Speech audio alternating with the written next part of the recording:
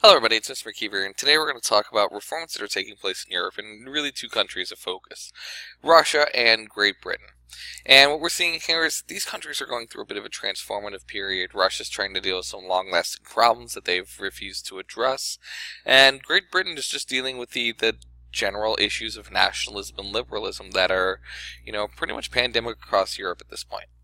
But we're going to start with Russia. Alright, so if you remember last time we talked about Russia as the time period of Nicholas the First. While Nicholas the First is going to be the one who really jumps everything into the whole Crimean affair, and when that becomes a disaster, we're going to see Russia have a new czar. Nicholas is going to die off, and he's going to be replaced by Alexander II. And it's going to be Alexander's job to kind of really pave the way for Russia in this new age. Are they going to be a nation that's going to make their way back towards prominence in Europe, like it was during Alexander I? Or are they going to fall into obscurity like they had for so many generations in between the reigns of Peter and Catherine, and then from Catherine to present day? So it's going to be interesting to see how this plays out. Well, Alexander's first task is that he's going to finally address the serfdom issue in Europe, or in Russia, but except he kind of doesn't. So in 1861, he's going to free the serfs, except he doesn't really actually do that. He declares that they are free, but also declares that they must pay back to the landowners a requisite amount of money that's equal to the land that they are giving up.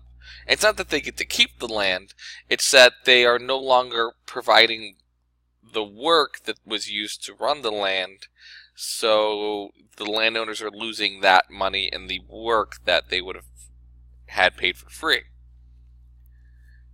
It's a little annoying, it's kind of confusing, and in the grand scheme of things, it's a disaster for the peasants. They're told that they're going to be free, and the reality is that they're not, because they're going to spend the next 50 years paying off this work debt that Alexander just levies on all of them, and it's kind of a big gotcha moment, and it's not great. But that's not the only thing that Alexander does. And it is important to remember that Alexander is trying to do this to, in his mind, reform and improve Russia. It's just some of what he's doing just doesn't seem to make a lot of sense. So what else is he taking care of? Well, with the removal of serfdom in Russia, you need to have someone who's not going to fill the administrative role that the landowners used to have. And he's going to create things called zemstvos to replace them. So, such as landowners used to be judges in trials, the zemstvos are going to replace the landowners. He's also going to institute new modern legal practices in Russia, ones that are established more based on the ideas of the Napoleonic Code, and more accepted with the rest of the European powers. What is just a ridiculous reality is that he's also going to address the insane practice of using military service for 25-year terms for the Russian military. Today in the United States, if you are a soldier, you sign up for a 4-year term of service. In Russia during this time period, it was a 25-year term. He will eventually remove that down to 15 years, and then eventually they'll get down to 6 years, which is a much more accepted and reasonable expectation for soldiers during this period. And these are just some of the reforms that are taking place during this time period. Russia is just going to have a lot that it has to leap forward and try to do. It's also got to deal with the nationalism issue. Poland is still fighting to regain its own independence. If you remember when we talked about Russia before, we talked about how Poland wanted to become free under Nicholas's brother Constantine, and Nicholas refused to allow that to happen. Well, that same issue is going to reassert itself in 1863. The Polish will try to revolt again. Alexander will stomp it out in even more of a violent manner than Nicholas did. But it doesn't stop everything there. He realizes that he's never going to stop nationalism when there's different peoples within the Russian territory. So he's like, I have a solution to this. And this is where things just get wonky. If I can't stop nationalism when it comes to people like the Polish, maybe the other Slavic peoples, Georgians, I'm just going to make them all Russian. So he institutes a policy called Russification, where he's going to force Russian culture and lifestyle on the peoples of the Russian Empire. If you were a Roman Catholic, well, that's not Eastern Orthodox Catholic, so the Roman Catholic churches were destroyed. If you were Jewish, that's not Eastern Orthodox, so you were forced to convert or die. Well, clearly this is going to be something that the people are going to love. There are millions of ethnic minorities in Russia during this time period, and he's going to try to stomp them all out by just forcing them to do everything Russian. And this is a disaster. Wow. The policies spark such resistance that Russia is just unraveling at the seams. We'll see people like Alexander Herzen. He is a newspaper author, and he is just going to start raging against the ideas of the Tsar. He encourages protests across the country, particularly by students. We've already talked about how students are generally one of the first and most liberal groups in an area. While those people will protest, they will organize, much like Herzen wants them to, and all of them are thrown into jail. All of them. And we're not done yet. After these student protests become, jailed, we start to see people taking more radical views. It's not just protesting a government. You have to do something. You have to act out in your beliefs. And we actually see the creation of a group, the Narodnaya Volya, which translates to People's Will. The People's Will take the ideas of Herzen and protest, and they will act upon them in violent fashion. And they will become known as the world's first terrorist group. Now, of course, for the Russian people, they were viewed as liberators, as freedom fighters. But we're talking about, based on how the structure of it was formed, what their goals were, and everything, this is what we example, or at least our exemplar, as the first modern terrorist organization. And what do? They kill Alexander. The People's Will assassinate the Tsar of Russia, Alexander II, in 1881. His successor, Alexander III, will tighten down even harder in an attempt to control Russia. And part of this whole scenario, this is just a piece for later on, is that as a member of the People's Will, there was this child. I mean, he was a teenager, a late teenager, and is 18, 19 years old.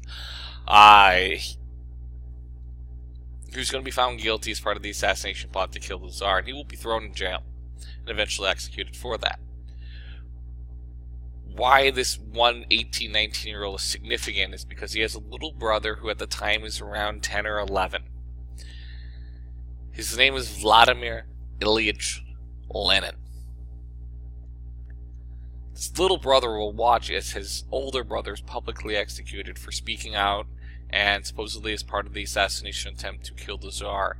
And it will actually be this little brother, Vladimir Ilyich Lenin, who will be the man the entire Russian Revolution is built around. And this public execution of his brother is just the beginning of his lifelong hatred of the Russian Tsars. So, side note for future stories, remember that name, Lenin. Alright, well, Alexander III did other things other than stomp out the People's Will. He's also going to attempt to industrialize Russia, and that is going to be a struggle. Industrialization in and of itself is a rough period of time for really every country that gets involved. It's not that Russian industrialization was any worse anywhere else. That's just part of the whole industrialization process. But we are quickly moving towards the end of the reign of the Tsars in Russia. In 1881, we see Alexander II assassinated.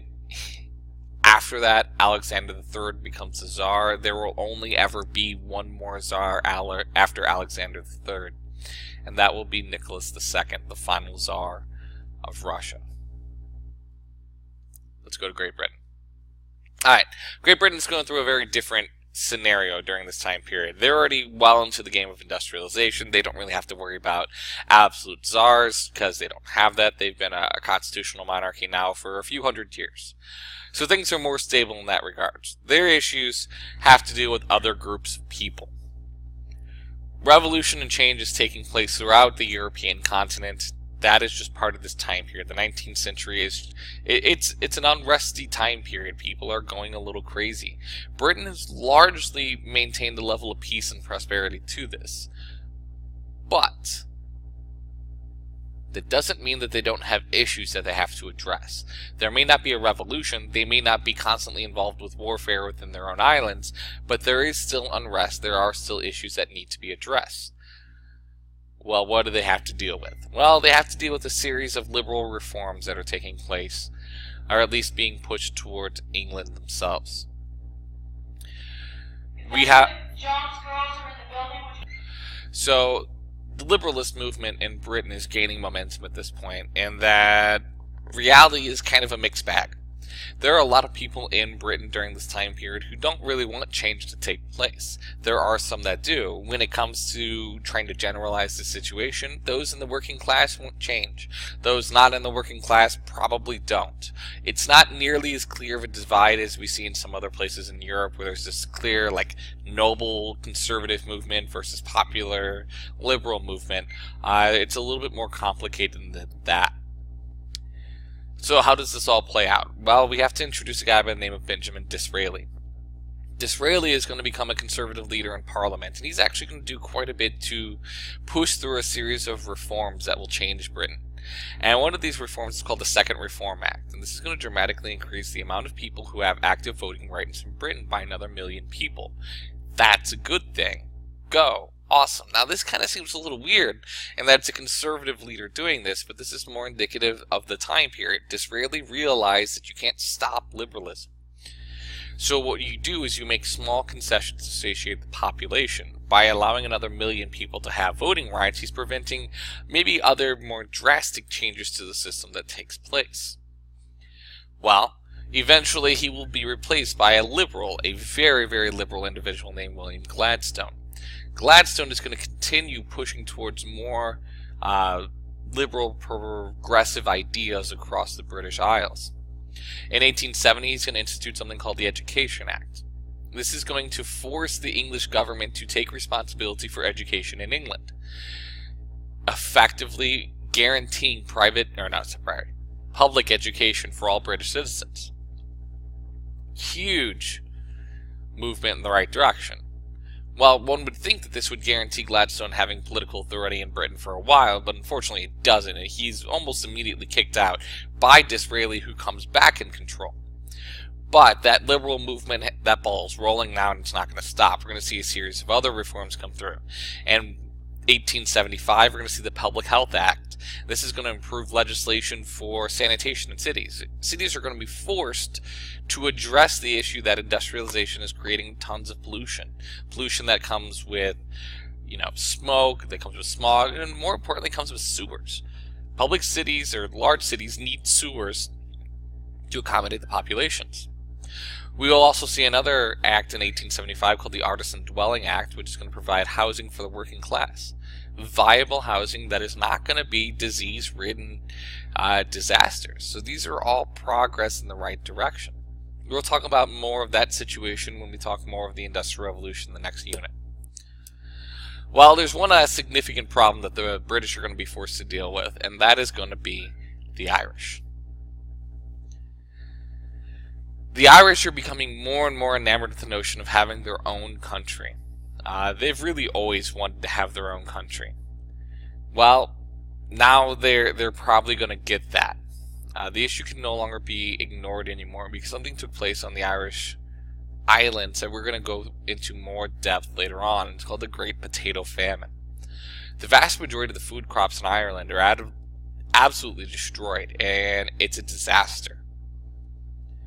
So the Irish are kind of stuck. They need some major, drastic changes to their living situation, otherwise they're all going to die. And actually, the population of Ireland is obliterated by this famine, not just because people die, but because people just leave, because there's no structures in place to protect them. So now the Irish are going to become a little bit more, we'll call it persuasive, in their desires to want to have a voice. So we see the rise of a man named Charles Stewart Parnell. And he's actually going to become a pretty significant member of the British Parliament. And what he's going to do is effectively stop the government of Britain until they decide to do something to address the Irish situation. The Irish have enough representation in Parliament now, which we already said before, because of some new legislation allowing Catholics to have a voice in Parliament, and because there were quite a few Irish people around. They are actually going to functionally stop the British government until they do something to aid the people of Ireland. Unfortunately, this is not going to cause any significant change of events until 1914, but we are very clearly moving towards the idea of an Irish Home Rule.